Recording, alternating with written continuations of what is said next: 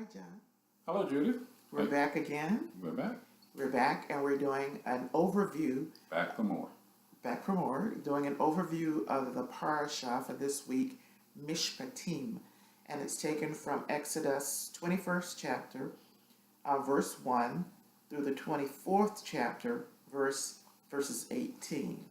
And the parashah for last week was Yitro. And in Yitro, we discussed some very important points. We discussed what God requires of us, and it starts out by listing the Ten Commandments. The Ten Commandments. And now in Mishpatim, we get more detailed information as to what these, of how to apply these Ten Commandments. Some say they were the 10 general commandments, and the next commandments are the more detailed ones. Or goes into detail of how it should be treated. I understand there's about 613 commandments, but everyone talks about the 10, but there's a lot more than the 10.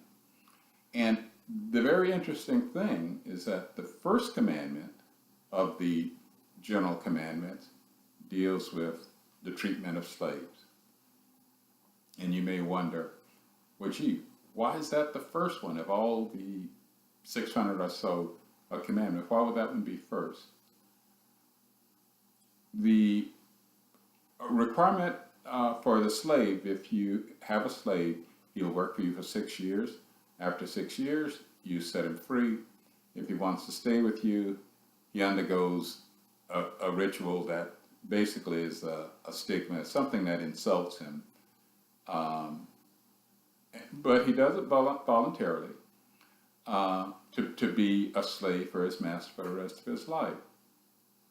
Some of the teachers say that when you have a slave in Jewish time, you had to treat the slave just as if you were the master. I'll give an example. If you were the master and you had 2 pillows, then your servant has to have 2 pillows. If he has a blanket, you have a blanket, he has to have a blanket. You must treat him the same way as you treat yourself.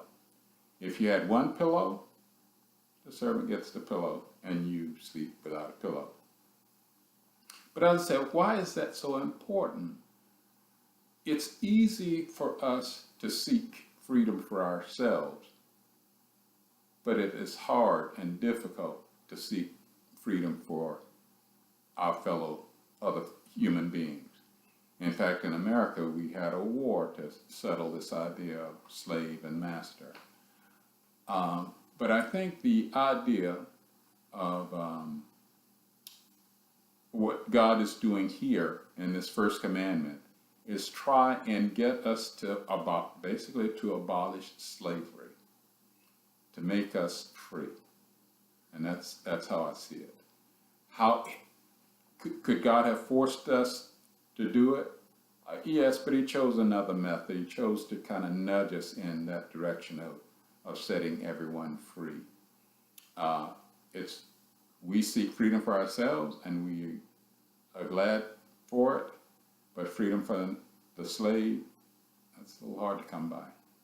So what's happening here, we're tying it all together regarding Yitro. He starts out listing the 10 Commandments, Yes. and how he wants to be revered. And then in Mishpatim, he's listing some other commandments, more detailed commandments, it appears. Mm-hmm. And also, one of my favorite sayings is that he's going to institute a covenant. And at the end of instituting a covenant, what happens? They have a meal. So that's very important. We will see during our deeper studies during Shabbat just what happens at the end of God giving all of these commandments to Moses to give to the people. And then when the 70 elders and Moses, and they go up to the mountain and they partake in a meal to seal this covenant. So that should be very interesting. A lot of meat in this week's parashah, Mishpatim. Anything else? Well, we talked about why 70 elders, and I don't know why. And I was thinking too, as you were talking, They had a meal. I wonder who supplied the food. I don't know. Maybe, I guess God supplied the food for him as well. It must have been wonderful Well, food. Yeah, he supplied the manna for him, so I'm sure he And- supplied it. And another thing, I think we discussed it every parashah, and something to give you something to think about. They said they went up, they had a meal, and they saw God. God. And we discussed this last year, where the Hebrew actually is the word. It's not imagine they saw him, they saw him, but there's more detail in that. Did they see all of God's essence, all of God? No, probably just part of it. God is infinite, so they saw as much as God wanted to show. But they saw him. So I think this is going to be a very interesting study. Maybe we'll come up with some new tidbits and nuances. But this is the overview, unless you have something else to add, John. No, none. We'll see you on Shabbat. This is the overview of Mishpatim for our parashah for this week. And we look forward to discussing it more in depth with you. So with that, you have nothing else? Okay. Have a good week. Shavua Tov. Shavua Tov. We'll Have a see good you on week. Shabbat. Be still, my soul. The Lord is on thy side.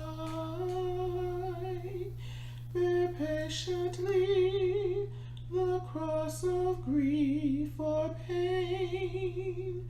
Live to thy God.